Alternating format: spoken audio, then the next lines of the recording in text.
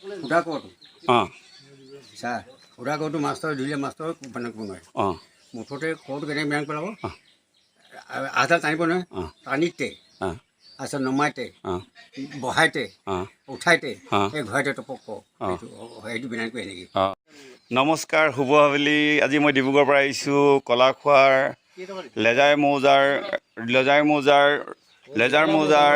গজাই গাঁৱত আহিছোঁ। কলাখোৱা পঞ্চায়তৰ এই চাওক ৰাইজসকল আছে মোৰ লগত, গতিকে মই প্ৰত্যেককে চিনাকি কৰি দিছোঁ। প্ৰথমতে মই কৰিব বিচাৰিছোঁ আমাৰ সফল যুৱক ৰাজীৱ, নমস্কাৰ দিয়া। নমস্কাৰ। সেইফালে আমাৰ ঘৰৰ গৃহস্থ কবিচন্দ্ৰ, এই শুভ আবেলি। এইফালে আমাৰ গাঁও পঞ্চায়তৰ সদস্য লক্ষীন্দ্ৰ শইকীয়াদেৱ 1 নং ৱাৰ্ডৰ নমস্কাৰ। হেমন্ত পাংগিং, এই যুগল শইকীয়াদেৱ, এইয়া দেউতা নৰেশ্বৰ শইকীয়াদেৱ মহাশয়। আজি আমি ইয়াত আহিছোঁ, আপুনি মোক চিনি পাই সদায় লগ পাই থাকোঁ, কিন্তু এতিয়া মই এই গাঁৱলীয়া জীৱনৰ চহা আমি কৃষি মাটিৰ লগত জড়িত মানুহ হিচাপে ইয়াত ৰাজহুৱা কাম কৰি থাকোঁ। আপুনি আমাক পাইছেই, ৰাইজৰ কাম আপোনালোকৰ ইয়াৰ বহুত ধৰণৰ বাট পথ নিৰ্মাণ কৰি দিলোঁ, আপোনালোকে বহুত সকাহ পাইছে। আজি মই তেনেকুৱা ধৰণে মই আজি আহিছোঁ কেশৱ কুমাৰ শইকীয়া ইউটিউব ব্লগ হিচাপে আহিছোঁ, এনেকৈ শইকীয়া ব্লগ।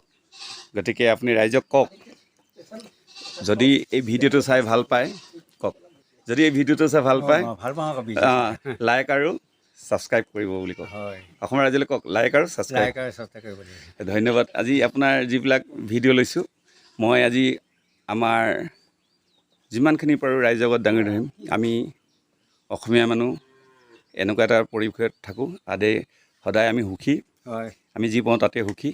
সেই সুখী মনোভাৱে আজি আপুনি যিখিনি আমাৰ লগত কথা পাতিলে, বিহুগীত গালে, যিবোৰ কথা ক'লে, তাৰ বাবে ধন্যবাদ জনাইছোঁ দেউতা। আপুনি সদায় সুস্থ হৈ থাকক আৰু সদায় এনেদৰে হাঁহি ফূৰ্তি কৰি থাকক। ভগৱানে সদায় মংগল কৰক, তাকে কামনা কৰিলোঁ। ধন্যবাদ। গছে মৰি গ'লে পাতে সৰি গ'লে লোকে খৰি পৰি খালে আইঐ দেহি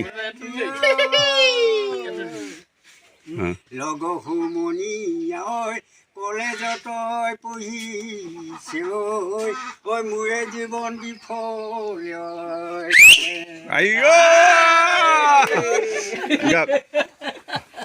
আৰু অকণমান আৰু এটা গাওক। ঐ চাউল চালিবলৈ ৰূপহী ঐ চালনী চিয়া জাৰিবলৈ দোলা চিটি পালে মানুহ ভণ্টি হেলা নকৰি বাঐ উত নকৰি বাঐ হেলা হৈছে আৰু গাওক, মানে আৰু এটা মানে মই মাথা পাগল চিটিলি পয় নেজানো মই কত লগাই মই ভো হয় হেনো বোলে বাৰু মাজনা কৰিবা বুজিবা পাগলৰ বাহ, ধুনীয়া হৈছে, ধুনীয়া হৈছে, বৰ ধুনীয়া মিলিছে। আৰু নাগায় আৰু আৰু এনে আপুনি এতিয়া ভকত হয় নহয় বাৰু? নহয় মই ভকত নহয়, মানে নাম ভোজনীয়া আপুনি নাম এটা আপুনি নাম এটাকে এইটো হে ৰাম কৃষ্ণ হয় বুলন্তয় দিত নাম ধৰ্ম কৰিলা বিদিত হয়তো যুগে বৰ্মা দি জীৱ যত হৰি নামে কৰিলে গপুত কিনো দয়া হৰি নামক বেকত কৰি একলি পাপ কৰাল পুত যদি ক'ৰবাত ধৰি পা তেতিয়াহ'লে মই মৰি থাকিম। যদি বাপেৰে নধৰা জেগাত যদি ধৰক তেতিয়াহ'লে বাচিম বুলি কৈছে। তেতিয়া ল'ৰাটোৱে এই ভৰি তলত ধুই মেলি আহিলে, মাক দি আছে চৰণত ধৰি আনিল ন, বৰ ধুনীয়া সুন্দৰ কৈছে। এতিয়া আৰু এটামান কওক। আৰু এটা আৰু এটা এটা বস্তু কৈছে কি অঁ মোৰ 4 খুঁটি আছে অঁ যদি এটা খুঁটি দাঙি পানী ওলাই যায় সেইটো কি আপুনি কওক ৰাইজৰ আগত অসমৰ মানে পৃথিৱীৰ কুকুৰটোৱে দাঙি কিনে মোৰ নুমুতে যাম সেই কুকুৰটো আছে হ'ব ধুনীয়া ধুনীয়া আমাৰ এখেতক যুগল চেকেলদেৱক চিনাকি কৰিছোঁ নমস্কাৰ দিয়ক নমস্কাৰ এখেত মোৰ মানে ভাল প্ৰিয় আমি একেলগতে ৰাইজৰ কাম কৰা আগবঢ়াই যাওঁ এখেতসকলৰ লগতে যদি এই ভিডিঅ'টো চাই আপোনালোকে মোৰ ব্লগবোৰ চাই ভাল পায় আমি কেঁচা মাটি চহা খেতিয়কৰ লগত আমি সদায় আগুৱাই যাওঁ কাব্যপ্ৰাণ মানুহ আমি গতিকে আপোনালোকে যদি ভাল পায় সদায় লাইক ছাবস্ক্ৰাইব কৰিব আমি হ'লোঁ মাটিৰ মানুহ মাটিৰ দৰে কথা কওঁ লাহে লাহেকৈ তাৰ মাজত যদি কিবা অনুভৱ কৰিব পাৰে নিশ্চয় জীৱনৰ কাৰণে সাৰ্থক হ'ব এতিয়া এখেতে আৰু এটা ক'ব দেউতাই কওক আৰু এটা আছে মোৰ 6 ভৰি হয় আৰু 2খন হাত হয় হয় যিমান মই ওজন লওঁ নকওঁ যা বুলিছে সেইটো কি বস্তু আছে মোৰ আকৌ কওক আছে মোৰ 6 ভৰি আৰু 2খন হাত যিমান মই ওজন লওঁ বুলি নকওঁ যা বুলিছে অঁ এই চকীখন চোৱা চকীখন 6টা মানুহটো হৈছে চকীখনৰ 4টা বুলি 6টা হয় আৰু 2খন হাত দেখিছে না হাতখন হাত অঁ আৰু 2খন হাত যিমান ওজন লৈ থাকে চকীখনে মাত লগাব নেকি নলগাই নাই হয় হয় হয় এই চকীখন মানে বঢ়িয়া বঢ়িয়া বঢ়িয়া তালি এটা মাৰক চবে আৰু কিবা জানে কিবা আৰু কিবা এটা